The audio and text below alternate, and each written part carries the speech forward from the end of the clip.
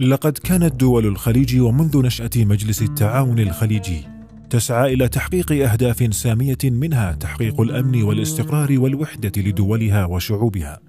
إلا أنه ما لبث أن خرج وزير خارجية عمان يوسف بن علوي للسير في اتجاه معاكس، ناسفا كل القواعد والعهود والمواثيق والأعراف التي تربط دول الخليج ببعضها، الأمر الذي يبعث على الريبة ويضع أكثر من علامة استفهام حيال هذه المواقف من دولة شقيقة. فبن علوي خرج وفي أكثر من مناسبة ليغرد خارج السرب، بل وذهب إلى أبعد من ذلك بتصريحات استفزازية لا تتفق مع مبادئ الأخوة وحسن الجوار التي تجمع دول الخليج ببعضها كمنظومة واحدة.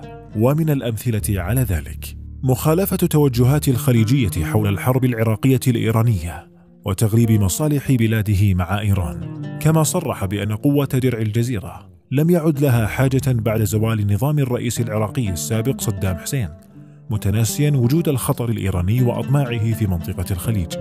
إلا أنه لم يكتفي بذلك، وأعلن تأييده للإنقلابيين البحرينيين في مطالبهم في مؤتمر صحفي مشترك مع وزير خارجية إيران السابق. كما أن ابن علوي وقف ضد اتحاد الخليج، مهددا بانسحاب بلاده في حال قيام الاتحاد، وفي الوقت الذي تقاطع فيه أغلب حكومات العالم نظام الأسد المجرم، أبقت بلاده العلاقات الدبلوماسية مع النظام السوري، حيث استقبل ابن علوي وزير خارجية النظام السوري وذهب بنفسه إلى دمشق لزيارة الأسد، زاعما أنه يسعى لتضافر الجهود البناءة لإنهاء الأزمة. ورغم ما يشكله درع الجزيرة من ضمانة حقيقية للدفاع عن دول مجلس التعاون الخليجي، صرح بن علوي بأن حماية الخليج مسؤولية غربية، ورفض في الوقت نفسه توسيع قوة درع الجزيرة ومشاركة بلاده في القوة العربية المشتركة، زاعما إلى أنه ليس هناك حاجة تدعو إلى ذلك. وأكد أن علاقة عمان مع طهران تتسم بالمصداقية والمودة والإيجابية، مما أدى إلى تسهيل نقل السلاح الإيراني برا وجوا إلى الحوثيين عبر بلاده.